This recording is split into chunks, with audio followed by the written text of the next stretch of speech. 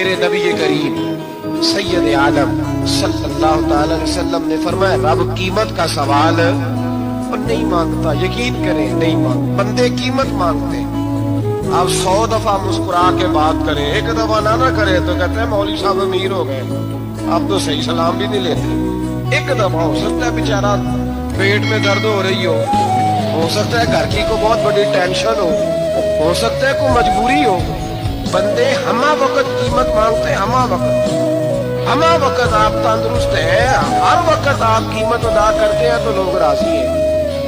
لیکن رب کہتا ہے تو کوئی قیمت نہ دے، کوئی بہانہ ہی بنا لے، تیرا رب تجھ سے راضی ہو جائے۔ سنے بڑی پیاری حدیث، بڑی خوبصورت حدیث، کنز المال میں دیگر کتب احادیث میں حضرت ابو ہریرہ رضی اللہ تعالیٰ عنہ فرماتے ایک بابا جی نبی پاک کی بارگاہ میں آئے، اور جب وہ واپس جانے لگے تو میں نے عمر پوچھی تو عمر تھی 96 سال۔ کہتے ہیں بزرگ جب آئے نا تو یہ بھویں جو ہے نا ان کی سفید ہو کے تو یوں آنکھوں پہ آ گئی، بڑی چھڑی بابا جی نے پکڑی ہوئی اور دونوں ہاتھ پکڑ کے نا چھڑی کے اوپر جھکے ہوئے ہیں، ایک جانب قربان جاؤں۔ کہتے ہیں جب وہ بزرگ مسجد میں داخل ہوئے تو میرے رسول نے کھڑے ہو کے استقبال فرمایا، کھڑے ہو کے، اور نبی کریم صلی اللہ علیہ وسلم نے آگے بڑھ کے بابا جی کو بازو سے پکڑا اور بٹھایا۔ حضور بیٹھ گئے، کہا بزرگوں کیسے آئے؟ تو کہتے ہیں وہ بابا جی بات کرتے تو آنکھ کھول کے پہلے حضور کا چہرہ دیکھتے،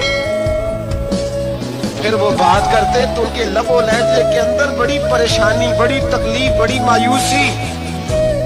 عرض کرنے لگے یا رسول اللہ، حضور زندگی ساری گناہوں میں بیت گئی ہے، حضور غلطیاں ہی غلطیاں، یاد ماضی عذاب ہے، یا رب چھین لے مجھ سے حافظہ میرا۔ اے اللہ کے رسول بڑی لمبی فہرست ہے، پاپ بھی پاپ ہے، کالے سیاہ دفتر ہے۔ یا رسول اللہ صلی اللہ علیہ وسلم جب پلٹ کے دیکھتا ہوں حضور مجھے نیکی دکھائی نہیں دیتی۔ حضور اس عمر میں آپ کا ایک صحابی ملا ہے، اس نے بات سمجھائی ہے تو تھوڑا خیال آیا ہے، لیکن یا رسول اللہ صلی اللہ علیہ وسلم اب میرا وجود بیکار ہو گیا ہے، حضور بوڑھا ہو گیا۔ 3 باتیں کہیں بزرگوں نے اور نرالی کہی ہے، کہنے لگے یا رسول اللہ صلی اللہ علیہ وسلم حضور اب تو میری قبر بھی سیدھی نہیں ہوتی کہ میں نماز ہی صحیح ادا کر سکوں، بوڑھا ہو گیا۔ یا رسول اللہ صلی اللہ علیہ وسلم اب میرے اندر طاقت نہیں کہ میں محنت مزدوری کر کے صدقے اور خیرات دے سکوں۔ یا رسول اللہ صلی اللہ علیہ وسلم اب میں تلوار لے کے جہاد بھی نہیں کر سکتا، حضور نہ میں لمبی نمازیں پڑھ سکتا ہوں، آقا نہ میں صدقات و خیرات دے سکتا ہوں، محبوبہ نہ میں دین کے لیے کوئی جہاد کر سکتا ہوں، بیکار وجود ہے، بیکار وجود کو تو گھر والے برداشت نہیں کرتے، بچے دعا کرتے ہیں یا اللہ ابا جی کو پردہ دے دے، اماں کو پردہ دے دے، بیکار ہو گیا ہوں اور آج آیا ہوں تو مجھ بیکار کو میرا رب قبول کر لے گا؟ آج کلمہ پڑھوں تو بیکار ہوں، کسی کام کا نہیں، نہ نماز نہ صدقات نہ جہاد، قبول کر لے گا؟ حضرت ابو ہریرہ فرماتے ہیں جیسے برسات میں بارش کی جھڑی لگتی ہے، یوں مصطفیٰ کی آنکھوں سے جھڑی لگ گئی، حضور کھل کے روئے، کھل کے۔ اور میرے حبیب پاک نے فرمایا بزرگوں بڑے مجاہد ہیں، دین کے لیے جہاد کرنے والے بڑے ہیں، رب کریم کو آپ کی تلوار کی اتنی حاجت نہیں، اور فرمایا اس کے خزانے کوئی خالی تو نہیں کہ آپ ہی گویا صدقہ دیں گے تو بھرے جائیں گے، اور فرمایا پھر رب کریم کی شان میں اضافہ نہیں کرتی عبادتیں، وہ تو بندے کو نفع دیتی ہیں۔ میں بزرگوں نہ آپ جہاد کریں نہ آپ صدقات دیں، لا لمبی نمازیں پڑھیں، آپ صدق دل سے آ جائیں، اللہ کے رسول کا وعدہ ہے رب آپ کو بغیر حساب کتاب جنت عطا فرما دے گا۔ آنا تو شرط ہے کہ نہیں؟ آئیں تو صحیح، نہ پہنچے تو صحیح، آ جائیں، اس کو نہیں عادت صدقات و خیرات کی، جہاد کی تبلیغ، آئے تو صحیح نا۔ ان العبد اذا تعرف ثم تاب تاب اللہ علیہ، میرے حبیب نے فرمایا بندہ جب رو کے کہتا ہے نا یا اللہ غلطی ہو گئی معاف کر دے، فرمایا میرا مالک اسے فوراً ہی معاف فرما دیتا ہے۔ تو آ تو صحیح، تو آتا ہی نہیں، تو آ ہی نہیں رہا، تو گھر میں بیٹھا ہوا ہے، تو سویا ہوا ہے، تو دکانداری کر رہا ہے، تو پیسے گن رہا ہے، تو آیا ہی نہیں، آ بلکہ میرے نبی پاک فرماتے ہیں جب اللہ پاک کا بھاگا ہوا غلام آتا ہے پھر تو اللہ زیادہ راضی ہوتا ہے، پھر تو اللہ زیادہ راضی ہوتا ہے، زیادہ راضی ہوتا ہے، تو آ تو صحیح، پہنچ تو صحیح۔ بلکہ صوفیاء تو اور بات کرتے ہیں، وہ کہتے ہیں تو کبھی بھول کے بھی رب رب کرے تو اللہ تو اسے بھی قبول کر لیتا ہے، بھول کے۔ ملا رومی کہتے ہیں بنی اسرائیل کا بندہ ہے، صنم پتھر کو کہتے ہیں، بت کو کہتے ہیں، بت کے سامنے کھڑا ہے اور ساری رات کہتا ہے یا صنم یا صنم یا صنم، اے پتھر اے بت، ساری رات پکارتا رہا۔ رات گہری ہو گئی، نیند کا غلبہ، تھک گیا، سونے کے قریب آیا تو غلطی سے منہ سے نکل گیا یا صمد، یا صنم کی جگہ نکل گیا۔ رب کریم نے فرمایا جبریل دوڑ کے جا، جو مانگتا ہے اسے دے دے۔ حضرت جبریل عرض کرتے ہیں مولا بھول کے تیرا نام لے رہا ہے، بھول کے لے رہا ہے۔ تو رب کریم نے فرمایا چل نام تو میرا ہی لے رہا ہے نا، میرا لے رہا ہے نا، یا اللہ وہ۔ اللہ کریم نے فرمایا جھوٹے کے سامنے ساری رات کا کھڑا ہے، ساری رات کا پکار رہا ہے، اسے کچھ نہیں ملا، تو سچے کا نام لیا ہے۔ اگر میں بھی کچھ نہ دوں اور بت میں اور مجھ میں فرق کیا رہ جائے گا؟ جا جو مانگتا ہے جھولی بھر کے دے، نام تو لیا ہے نا۔ او بھائی تو بہانا تو بنانا، وہ آ تو صحیح نا، تو یہاں آ جا، پہنچ جا، آ جا، بس بیٹھ جا، اس کی بارگاہ ناز میں حاضر تو ہونا، تجھے فرصت ہی نہیں۔ تو یاروں کے لیے ٹائم نکالتا ہے، بازاروں کے لیے ٹائم نکالتا ہے، گلیوں کے لیے ٹائم نکالتا ہے، چوکوں چوراہوں کے لیے ٹائم نکالتا ہے، ہفتے میں ایک دن ہوٹلنگ کے لیے بھی جاتا ہے، لیکن کبھی چھپ کے دو نفلوں کی تجھے توفیق نہیں ہوتی۔ اور میں کئی دفعہ کہہ چکا ہوں جس بندے کو بغیر عبادت کے رزق زیادہ ملنے لگ جائے اس پر آزمائش ہوتی ہے رب کریم کی۔ اللہ فرماتا ہے اس کو پیسے دو، اسے آنے نہ دینا، اس کو چل پیسے دوڑ جا۔ لوگ سمجھتے ہیں میں بڑا ذہین ہوں، عقل مند ہوں، دیکھو میں اپنی ہوشیاری سے، چلاکی سے آگے نکل گیا، تو آزمائش ہے، یہ تو آزمائش ہے رب کریم کی طرف سے، یہ تو اس کی خفیہ تدبیر ہے۔ میرے بھائی اس کی بارگاہ ناز تک جو آ گیا، آنا تو ہماری ذمہ داری ہے کہ نہیں؟ پھر اس کی رحمت آگے بڑھ کے استقبال کر لیتی ہے، پھر اللہ کا فضل اس کو تھام لیتا ہے اس بندے کو۔ اور خدا کی رحمت کتنی زیادہ ہے، میرے حبیب کریم سید عالم صلی اللہ علیہ وسلم نے فرمایا اللہ نے اپنی رحمت کے 100 حصے کیے۔ حضور فرماتے ہیں ایک حصہ اللہ نے دنیا میں نازل کیا ہے، کتنا؟ ایک حصہ۔ فرمایا یہ جو ماں بیٹے سے پیار کرتی ہے، باپ بیٹے کے لیے مزدوری کرتا ہے، یہ جو بہن بھائی کے لیے روتی ہے، یہ جو بیوی شوہر کے لیے دعا مانگتی ہے، یہ جو بچے ماں باپ سے پیار کرتے ہیں، فرمایا یہ اس ایک رحمت کا نتیجہ ہے، ایک رحمت کا نتیجہ۔ تو صحابہ کہنے لگے یا رسول اللہ وہ 99 کدھر ہیں؟ نبی پاک نے فرمایا رب کریم نے سنبھالی ہوئی ہے، قیامت کے دن تمہیں عطا فرمائے گا، ابھی تو ایک نازل کی ہے، ابھی اللہ نے۔ ایک بزرگ تھے ہمیں تفسیر پڑھایا کرتے تھے، تفسیر کے استاد تھے، میں نے ان سے ایک دن کہا، میں نے کہا حضرت صاحب کچھ باتوں میں نا میں اڑ جاتا ہوں، میں اپنے آپ کو اتنا لائق نہیں سمجھتا، تو کہیں کہیں نا ذہن الجھ جاتا ہے، تو کبھی الجھ جاتا ہوں، ایک سوال کئی دنوں کا ہے، اصول تفسیر کا مسئلہ ہے، تو ذرا کچھ چیزیں ایسی ہوتی ہیں بزرگ کہتے ہیں جو کتابوں سے نہیں ملتی، صرف سینوں سے ملتی ہے، کورس تو فقط لفظ ہی سکھاتے ہیں، یہ آدمی ہے جو آدمی بناتے۔ میں نے کہا صاحب یہ سمجھ نہیں آئی کہ یہاں بھی صاحب وہاں بھی صاحب۔ حضرت سارہ رضی اللہ تعالی عنہا جو جناب ابراہیم علیہ السلام کی اہلیہ ہیں، آپ ایک رستے سے گزر رہی تھیں، حضرت ابراہیم علیہ السلام آپ کے ساتھ تھے، تو جس رستے آپ تشریف لے جا رہے تھے اس رستے میں بادشاہ بڑا ظالم تھا، وہ معاذ اللہ تعالیٰ ثم معاذ اللہ عورتوں کو گرفتار کر لیتا اور اپنی بدباطنی کا ثبوت دیتا۔ وہاں سے جناب سارہ گزری، مسند امام احمد بن حنبل سے یہ حوالہ عرض کر رہا ہوں، حضرت سارہ کو اس نے گرفتار کر لیا۔ جب وہ جناب سارہ کی طرف بڑھنے لگا تو اب وہ جتنے اسباب تھے نا اس وقت کے وہ سارے اختیار کیے گئے، لیکن اس بادشاہ سے جان نہیں چھوٹی۔ جب وہ بڑھنے لگا تو جناب سارہ نے پھر رب کریم کی طرف رجوع کیا، مصلی پہ بیٹھ گئی، کہنے لگی مالک اب تو ہی کرم فرمانے والا ہے۔ آپ نے اس درد سے دعا فرمائی کہ وہ بادشاہ زمین پر بے ہوش ہو کے گرا اور تڑپنے لگا، قریب تھا کہ وہ مر جائے۔ تو حضرت سارہ پھر مصلی پہ بیٹھی اور اپنے مالک کی بارگاہ میں عرض کرنے لگی مالک اگر یہ مر گیا تو مجھ پہ الزام آئے گا کہ میں نے مارا ہے، اسے مارنا بے ہوش ہی فرما۔ وہ بے ہوش ہو گیا، تھوڑی دیر کے بعد ہوش آیا تو پھر آپ کی طرف بڑھنے لگا، تو آپ نے پھر اللہ کی جانب رجوع کیا۔ جب دوبارہ رب کریم کی جانب رجوع کیا تو پھر وہ بے ہوش ہوا۔ کئی دفعہ وہ کوشش کرتا، لیکن آپ جب اپنے مالک کی بارگاہ میں ہاتھ اٹھاتی تو بے ہوش ہو کے گر پڑتا۔ بالآخر آپ سے معافی بھی مانگی، آپ کو آزاد بھی کیا۔ ایک وقت ایسا آتا ہے جب سارے اسباب جواب دے جاتے ہیں۔ ہم مسلمان ملک میں رہتے ہیں، کچھ باتیں بڑی خوب ہیں۔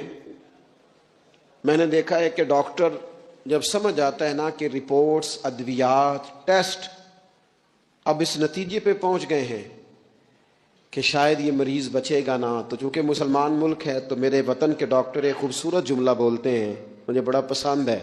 وہ یہ نہیں کہتے اب کچھ نہیں ہو سکتا، وہ کہتے ہیں آپ دعا کریں۔ کیا مطلب کہ اب رجوع اللہ کا وقت آ گیا ہے۔ ہمارے پاس جو شعور تھا، علم تھا، وہ ہم نے خرچ کر دیا۔ اب ٹائم ہے کہ رجوع اللہ کریں، آپ اللہ کی بارگاہ۔ یہ بڑا خوبصورت جملہ ہے، اچھی باتوں کا بھی تو ذکر کرنا چاہیے نا۔ یہ خوبصورت جملہ ہے کہ آپ دعا کریں۔ ایک وقت آتا ہے جب دعا کی ضرورت ہوتی ہے، دست غیب کی ضرورت ہوتی ہے۔ نبی پاک علیہ السلام 313 کو لے کے جب میدان میں آئے تھے تو ظاہری اسباب تو یہ تھے کہ 1000 سے مقابلہ کیسے ہوگا۔ تو پھر میرے کریم نے پتہ کیا کیا؟ حضور نے پھر رب کریم کی طرف رجوع فرمایا، اور پھر اللہ کی مدد فرشتوں کی صورت میں آئی۔ ایک خاتون تھی حضرت زنیرہ رضی اللہ تعالی عنہ، یہ صحابیہ ہیں، یہ مسلمان ہو گئیں۔ کفار نے انہیں مارا، تکلیف تھی، بڑی اذیت سے گزری، یہاں تک کہ ان کی بینائی چلی گئی۔ جب نظر آنا بند ہو گیا نا تو دور تھا مکے کا، کفار کی عورتوں نے معاذ اللہ تانا دیا کہ دیکھا نا لات و منات، یہ ان کے بتوں کے نام ہے، معاذ اللہ لات و منات تیری نظر لے گئے، اب تو کیا کرے گی؟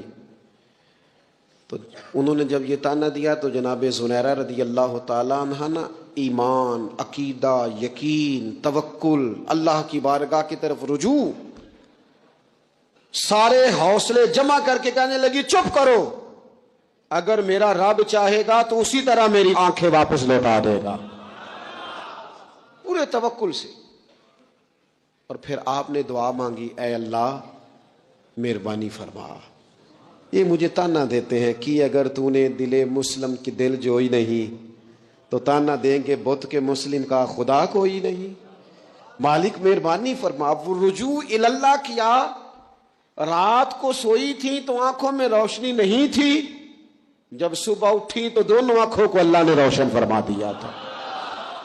میں عرض کر رہا ہوں کہ وقت ہے ہمارے اوپر کہ اب ہمیں اپنے رب کی بارگاہ کی طرف رجوع کرنا چاہیے۔ جب بندہ اللہ کی جانب رجوع کرتا ہے نا، نبی پاک علیہ السلام نے فرمایا جب تم استغفار کرتے ہو نا تو اللہ ہر مشکل سے نکلنے کے لیے تمہیں رستہ عطا فرماتا ہے، اور اللہ تمہیں وہاں سے رزق عطا کرتا ہے جہاں سے تمہارا کبھی گمان بھی نہیں گیا ہوتا۔ کبھی نہ توجہ کریں، جب پوری طرح ٹوٹ جائیں نا پھر توجہ کریں رب کی جانب، جب پوری کوشش کریں کام نہ ہو تو پھر بیٹھ جائیں اپنے مالک کی بارگاہ میں، مالک اسباب جمع کر لیں، اب تو مدد فرما۔ نبی پاک صلی اللہ تعالی علیہ وسلم نے فرمایا جو آدمی محنت کرے، کوشش کرے اور شام کو تھک کے سو جائے، اللہ اس کے پچھلے گناہوں کو معاف فرما دے۔ تو چلتے رہیں، جدوجہد کریں، ہمت کریں، کوشش کریں۔ کبھی کبھی یوں ہوتا ہے کہ انسان سمجھتا ہے کہ میں نے کوشش تو کی تھی لیکن یار یہ میرے کوشش کرنے سے کوئی نتیجہ نہیں نکلا۔ عارف رومی رحمۃ اللہ علیہ فرماتے ہیں کہ ایک شہر ایسا تھا جس میں ایک بیماری بار بار حملہ کرتی تھی، تو 3-4 پہاڑیاں ایک دوسرے کے اوپر تھیں، اکٹھے پہاڑ بنے ہوئے تھے، اس کے اوپر وہ جڑی بوٹی تھی جس سے اس بیماری کا علاج ہوتا تھا۔ تو کئی حکیموں نے بتایا کہ اگر وہ جڑی بوٹی حاصل کر لی جائے تو تمہارے شہر کے لوگ صحت یاب ہو سکتے ہیں۔ پر وہ 4 پہاڑیاں اوپر نیچے، اور پھر ڈھلان بڑی سیدھی تھی، جو پیر رکھتا پھسل جاتا، کوئی جرت ہی نہ کرتا اوپر جانے کی، لیکن لوگ بیمار تھے، تکلیف میں تھے۔ بالآخر ایک شخص نے ارادہ کیا کہ کب تک لوگوں کو بیماری سے سسکتے، تڑپتے، مرتے دیکھتا رہوں گا۔ اس نے کلاڑا اٹھایا، ہتھوڑا اٹھایا، پہاڑ کاٹنا شروع کیا کہ میں سیڑھیاں بناؤں گا اوپر جانے کے لیے۔ فرماتے ہیں کہ وہ پہاڑ کاٹ رہا تھا تو جو قریب آتے تھے نا، وہ اسے کہتے تھے پاگل ہو گیا تو اکیلا بندہ کیسے پہاڑ کاٹے گا، بیوقوف ہے، چھوڑ دے۔ اس نے کہا یار تم ساتھ نہیں چل سکتے تو حوصلہ شکنی تو نہ کرو، مجھے کچھ کرنے تو دو۔ سالوں لگ گئے، ایک پہاڑ کاٹ کے سیڑھیاں بنائی اس نے، پھر دوسرا پہاڑ شروع کیا، پھر سالوں لگ گئے، اور 2 پہاڑ کاٹے تھے، بڑھاپا آ گیا، بیمار ہو گیا، موت کا وقت آ گیا۔ اب چونکہ سیڑھیاں بن گئی تھی تو 2 پہاڑ کٹ گئے تھے، وہاں تک لوگ آنے جانے لگے تھے۔ این اس وقت جب وہ دنیا سے جا رہا تھا، پھر بھی کچھ لوگ حوصلہ شکنی کر رہے تھے، اسے کہہ رہے تھے خدا کے بندے کیا نتیجہ نکلا۔ کچھ لوگوں کی ڈیوٹی ہوتی ہے اپوزیشن کا کردار ادا کرنا، اور ہر موقع پر حوصلہ شکنی کرتے ہیں۔ اب اس پر آخری وقت آ گیا ہے، باوجود اس کے کچھ لوگوں نے جا کے کہا کیا نتیجہ نکلا جی، تیرے اوپر موت کا وقت آ گیا ہے، تو اوپر تک تو جا نہیں سکا، فائدہ کیا ہوا؟ وہ کہنے لگا بیوقوفو تمہیں پتہ ہی نہیں میں کامیاب ہو کے جا رہا ہوں۔ انہوں نے کہا کس طرح؟ کہنے لگا میں نے آدھا سفر آسان کر دیا ہے، اب جو میرے بعد آئے گا نا اسے 0 سے نہیں شروع کرنا پڑے گا، میں نے آدھا سفر اس کے لیے آسان کر دیا۔ وہ تیسرے پہاڑ سے شروع کرے گا، 2 کاٹے گا تو جڑی بوٹی تک پہنچ جائے گا، لوگوں کو شفا ہونے لگے گی اللہ کے فضل سے۔ ہم پتہ کیا کرتے ہیں، بالخصوص میرے وطن کا رواج یہ ہے کہ لوگ آدھا سفر بھی آسان کرنے کو تیار نہیں، وہ کہتے ہیں نہیں سارا ہی فلانا کرے گا۔ جتنے انبیاء دنیا میں آئے نا میرے دوستوں، وہ سارے کامیاب گئے، لیکن کسی کے ساتھ 4 امتی، کسی کے ساتھ 10، کسی کے ساتھ 100، کسی کے ساتھ 200، لیکن نبی کامیاب گئے۔ کیوں؟ کہ اللہ تعالیٰ نے جو ان کے ذمہ ڈیوٹی لگائی تھی، وہ ڈیوٹی انہوں نے پوری ذمہ داری سے سر انجام دی۔ اس ڈیوٹی میں انہوں نے کبھی کوئی کمی دکھائی تو اپنی زندگی میں جد و جہد کریں، کام کریں، بیٹھ کر صرف بات نہ کریں، تنقید نہ کریں، بیٹھ کر صرف منصوبہ بندی نہ کریں۔ اور میرے ملک میں بالخصوص یہ کام ہوتا ہے، تبصرے کرو، چینل کھولو، تنقید کرو، اندر کی خبر لے کے آؤ، کوئی کہانی سناؤ، کوئی نئی سٹوری بناؤ، لیکن کام نہ کرو۔ بڑی خوبصورت بات کی شاعر نے، اس نے کہا شکوائے ظلمت شب سے تو کہیں بہتر تھا، اپنے حصے کی کوئی شمع جلاتے جاتے۔ لوگ تعلیم نہیں حاصل کر رہے تو بھئی آپ ایک بچے کا خرچ اٹھا لیں، کسی غریب کا آپ اسے پڑھا دیں، ایک بندہ تو آپ کی وجہ سے تعلیم یافتہ ہو جائے۔ لوگوں کو کھانا نہیں مل رہا، بھوکوں مر گئے لوگ، حکومتیں کچھ نہیں کر رہی، آپ 10 بندوں کی ذمہ داری اٹھا لیں، آپ غریبوں کو دیکھ لیں، 10 لوگوں کے گھر میں آپ کھانا پہنچانا شروع کریں۔ اور یہ ہوتا رہا ہے، لوگ یہ کام کرتے رہے، یہ ڈیوٹیاں ہمارے بزرگوں نے سر انجام دی ہیں، 2 کر کے، 4 کر کے، 6 کر کے انہوں نے کام کیا ہے۔ اپنی ذمہ داری کا احساس کریں، مسلسل کام کریں، مسلسل جد و جہد کریں، مسلسل ڈیوٹی کریں۔ اور پھر میری تیسری گزارش آپ سے یہ ہے کہ جس طرح آپ اپنے اپنے گھر میں آپ کی ذمہ داریاں ہوتی ہیں، اور اگر آپ ذمہ داری ادا نہیں نہ کرتے تو احتجاج ہوتا ہے۔ ماں کو ٹائم نہیں دیتے تو ماں بھی احتجاج کرتی ہے، گھر والی کو ٹائم نہیں دیتے تو وہ بھی احتجاج کرتی ہے، دوستوں کو وقت نہیں دیتے تو وہ بھی اس کا شکوہ کرتے ہیں۔ تو آپ کے ذمہ جتنی بھی ذمہ داریاں ہیں، آپ پڑھاتے ہیں، کلاس میں وقت پہ نہیں آتے تو اس کا اظہار کیا جاتا ہے۔ ہم نے اپنے اپنے ذمے جو ذمہ داریاں لی ہیں پوری کرتے ہیں۔ میں آج آپ کو یہ پیغام دینا چاہتا ہوں کہ ایک ایک ڈیوٹی دین کی بھی اپنے ذمے لیں، ایک ایک ڈیوٹی، ایک کام اپنے ذمے لے لیں۔ آپ اپنے اپنے علاقے کی مسجد میں جھاڑو دینے کی ڈیوٹی لے لیں، آپ یہ ذمہ داری لے لیں کہ مجھ سے کچھ نہیں ہو سکتا تو میں ہفتے کے بعد مسجد میں جاؤں گا اور قرآن مجید کو میں صاف کر کے جھاڑ پونچھ کے ترتیب کے ساتھ مرتب کروں گا. مجھے اگر ناظرہ قرآن مجید ٹھیک پڑھنا آتا ہے تو میں 10-11 بچوں کا روز سبق سنوں گا, آگے پڑھاؤں گا. کوئی ذمہ داری لیں, دین کی کوئی ڈیوٹی اپنے ذمے لیں. اگر مالی طور پر آپ تعاون کر سکتے ہیں تو کسی جگہ, کسی مسجد میں, مدرسے میں, خیر کے کسی کام میں شامل ہو جائیں. دین اسلام کے ساتھ عملاً تبلیغ